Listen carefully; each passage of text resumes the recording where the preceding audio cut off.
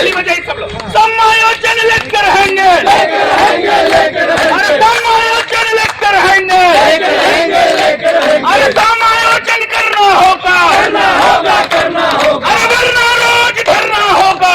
और मैं ये संघ के माध्यम से ये कहना चाहता हूँ कि सरकार को जो अतिथि शिक्षक है उसको हर हाल में नियमितीकरण किया जाए, और जो बाहरी से फिर जो परमानेंट बहाली होती है जो पहले से अतिथि शिक्षक है उसको नहीं हटाया जाए।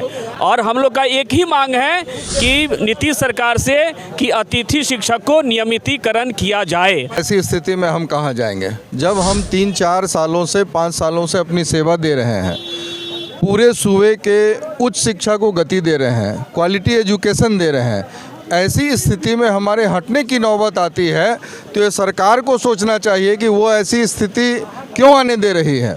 मेरा सरकार से मांग है कि हमारी सेवा नियमितीकरण करें। देखिए, सरकार कुछ बोलने से परहेज कर रही है, लेकिन हम लोग को उम्मीद है कि ये जो सरकार है हम लोग के लिए कुछ ना कुछ करेगी। और पैसा लेने की बात आई तो उन्होंने हमसे शपथ बनवाया, शपथ पत्र लिया कि आप किसी भी सोर्स से अगर पैसा ले रहे हैं तो आपको हम पैसा नहीं देंगे। हम सरकार का करते हैं, बच्चों को पढ़ाते हैं, तो यह सवाल तो आपको सरकार से पूछना चाहिए, क्योंकि सरकार की सामाजिक जवाबदेही होती है। उनसे आपको पूछिए कि इन लोगों का परिवार कैसे चलेगा।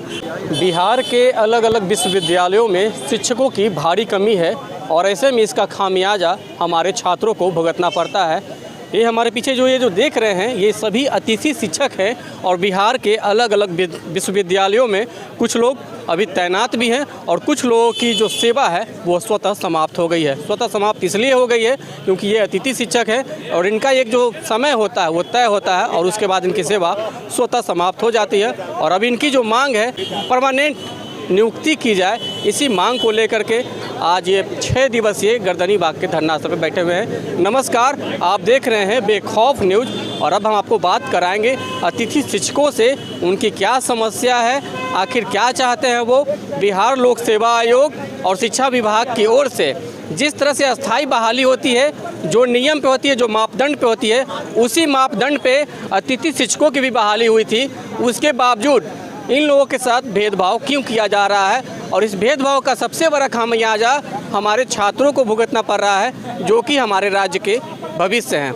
तो आइए चलते हैं, शिक्षकों से बातचीत करते हैं और उनसे ही जानते हैं कि वो क्या चाहते हैं। क्या चाहते हैं आप लोग सरकार से? आपकी अब जो समय सीमा है वो खुद समाप्त हो रही है, तो ऐसे में क्या चाहते हैं? उम्र के इस पड़ाव में अब आप जाएंगे तो कहाँ जाएंगे?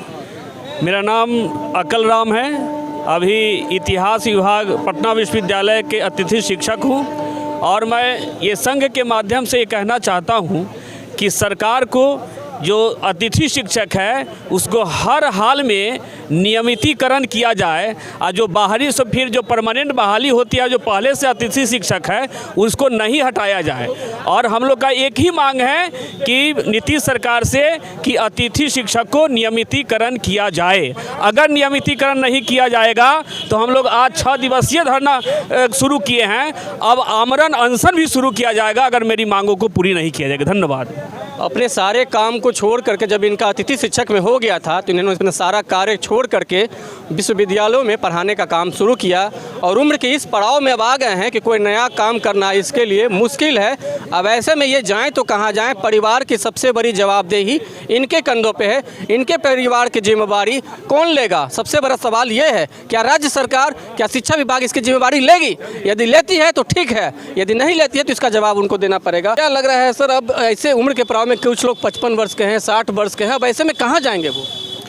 ये बात तो बिल्कुल सही है कि ऐसी स्थिति में हम कहाँ जाएंगे जब हम 3-4 सालों से 5 सालों से अपनी सेवा दे रहे हैं, पूरे सूबे के उच्च शिक्षा को गति दे रहे हैं, क्वालिटी एजुकेशन दे रहे हैं।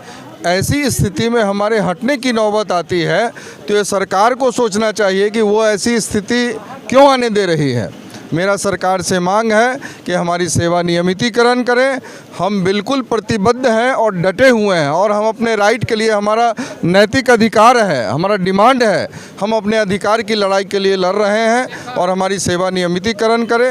अन्यथा हम यहाँ महीनों बैठने के लिए तैयार हैं, हम लगातार बैठे रहेंगे, हम हटेंगे नहीं। इस बार हम सरकार से अपने अधिकार को लेकर के रहेंगे। धन्यवाद। डटे रहेंगे, हटेंगे नहीं जब तक मांग पूरी नहीं हो जाती है। और एक बात यह भी है कि रिक्तियां पर्याप्त है, इसके बावजूद भी इन्हें समायोजित नहीं किया जा रहा है। यह भी एक बड़ा सवाल है, आखिर क्यों नहीं किया जा रहा है समायोजित? ऐसे में ये कहाँ जाएंगे? क्या लग रहा है सर, क्यों समायोजित नहीं किया जा रहा है? क्या कारण है? वो लोग क्यों नहीं कुछ इस बात पे कहना चाह रहे हैं? अभी देखिए, सरकार कुछ बोलने से परहेज कर रही है, लेकिन हम लोग को उम्मीद है कि ये जो सरकार है हम लोग के लिए कुछ ना कुछ करेगी। और इसी आशा में हम सरकार से अपनी गुजारिश करने के लिए यहाँ बैठे हुए हैं। विगत 7 वर्षों से विभिन्न विश्वविद्यालयों में जो यूजीसी के मापदंड है उसी के अनुरूप हम लोग की बहाली हुई। और अंतर इतना ही है कि आज बिहार राज्य विश्वविद्यालय सेवा आयोग के तरफ से बहाली हो रही है और वहाँ विश्वविद्यालय के द्वारा गठित चयन समिति की अनुशंसा पर हमारी बहाली हुई। और योग्यता बिल्कुल एक है, जिस योग्यता के आधार पर, जिस मापदंड के आधार पर बीपीएससी से बहाली हुई, उसी मापदंड और उसी अनुरूप हम लोग की बहाली हुई थी। जब विगत कोरोना काल में पूरा देश त्राहिमाम था, उस कोरोना काल में भी हम सभी अतिथि शिक्षकों ने सरकार की किरकिरी होने से बचाया और ऑनलाइन ऑफलाइन जिस मोड में सहूलियत हुई उस मोड में हम लोगों ने दिन रात काम करके आज भी कॉलेजों में, विश्वविद्यालय में शिक्षण कार्य के अलावा जो भी अन्य कार्यों में भी हमको लगाया जाता है उसका बखूबी हम लोग निर्वहन करते हैं। और किसी से, जो भी रेगुलर टीचर हैं, उनसे कदम में कदम मिला करके हम चलते हैं। फिर भी सरकार हमारी अभी नहीं सुन रही है, लेकिन उम्मीद है कि यही सरकार, नीतीश कुमार की सरकार, हम लोग की बात सुनेगी, ज़रूर सुनेगी। कि जैसे हम लोग आए तो हमारा जो मसौदा तैयार हुआ, जो एग्रीमेंट है वो ये है कि आप अंशकालीन है, ठीक है, टेम्परोरी है। टेम्परोरी का मतलब होता है कि रूटीन के हिसाब से मैं आऊँगा और अपने क्लास को लेकर चला जाऊँगा।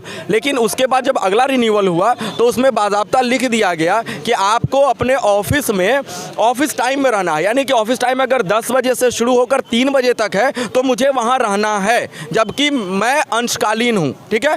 दूसरी बात, अगली बार हमें जब पैसा लेने की बात आई तो उन्होंने हमसे शपथ बनवाया, शपथ पत्र लिया कि आप किसी भी सोर्स से अगर पैसा ले रहे हैं तो आपको हम पैसा नहीं देंगे, पहले आप रिटर्न तौर पे शपथ लीजिए कि हम पैसा कहीं से नहीं ले रहे हैं। तो एक तरफ तो हमें नाम दिया गया, गेस्ट का नाम दिया गया, अंशकालीन नाम दिया गया, ठीक है। अंशकालीन का मतलब आप सभी समझ सकते हैं, सरकार भी इन बातों को समझती है, ठीक है।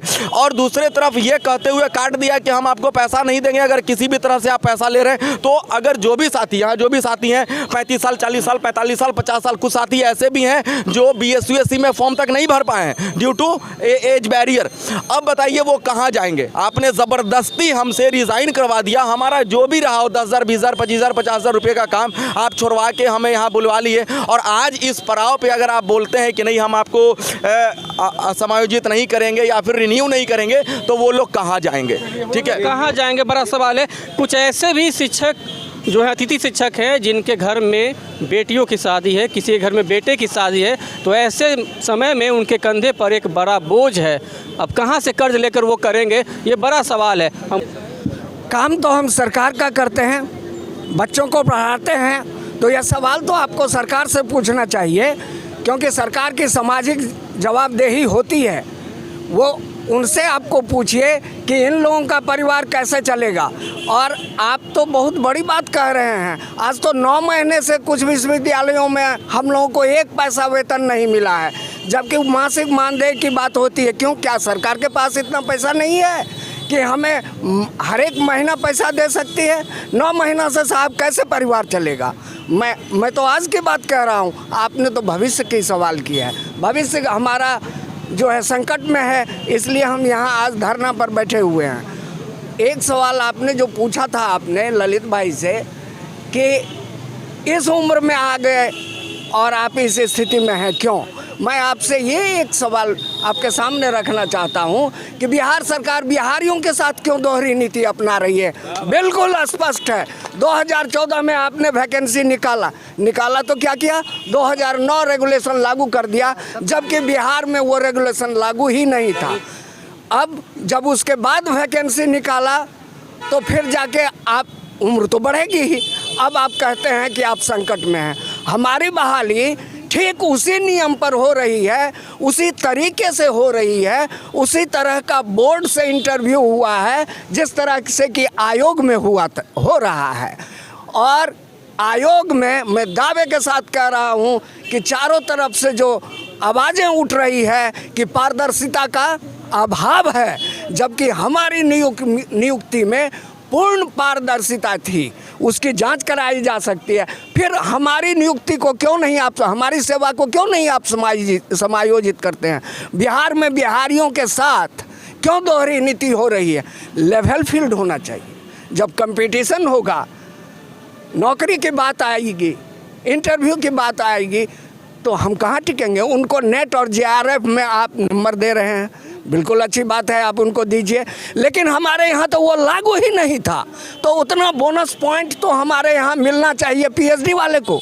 ये लेवल फील्ड ये तरीका नहीं है, सरकार को इस कमी पर ध्यान देना चाहिए। खैर वो आयोग की बहाली है। तो मैं आपका इसकी बात की चर्चा मैंने इसलिए की कि आप देखिए हम सारी अर्हता पूरा करते हैं, आपके नियमों का पालन करते हैं, यूजीसी का नियम का हम पालन करते हैं, आरक्षण रोस्टर का पालन करते हैं। आप बिहार के आपके विश्वविद्यालय के बच्चों को हम पढ़ा रहे हैं जवाबदेही पूर्वक, हर एक काम कर रहे हैं। गेस्ट अतिथि का मतलब क्या होता है? बेसिकली जो हम लोग जानते हैं कि क्लास लीजिए और जाइए, आपकी कोई जवाबदेही नहीं है यहाँ पर, लेकिन हमें रहना होता है 3 से 5 घंटे तक वहाँ महाविद्यालयों में विश्वविद्यालयों में रहना पड़ता है। हम हर एक काम करते हैं बिल्कुल रेगुलर टीचर की तरह, नहीं तो व्यवस्था क्रैश कर जाएगी महाविद्यालयों की। तब आप हमको कुछ नहीं देने के लिए तैयार है, ये कैसे बात होगी?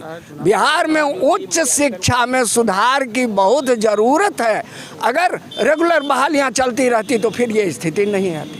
हम जब आपका काम कर रहे हैं, योग्य हैं, सही तरीके से नियुक्ति हुई है, और जबकि कुलपतियों के द्वारा पहले भी बिहार सरकार नियुक्ति करती थी और अस्थाई, और उसको कई बार अब अस्थाई किया गया है, तो फिर हमारे लिए क्यों नहीं? चलिए, तो कोरोना काल में जिस तरह से अतिथि शिक्षकों ने कदम से कदम मिला करके राज्य सरकार का साथ दिया, अब ऐसे समय में जब इनको राज्य सरकार की ज़रूरत है, तब ऐसे समय में राज्य सरकार का भी फ़र्ज बनता है कि इन्हें किसी तरह से एक प्रावधान निकाल करके इन्हें समायोजित किया जाए, क्योंकि उम्र के ऐसे पड़ाव में इनके लिए कोई नया कार्य कर पाना मुश्किल भरा है। जिस तरह से बिहार के विकास में सिर्फ पुलिया का निर्माण से बिहार के विकास का खाका नहीं खींचा जा सकता है, क्योंकि बिहार के विकास में शिक्षकों का एक बड़ा योगदान है, क्योंकि ये भविष्य का निर्माण करते हैं।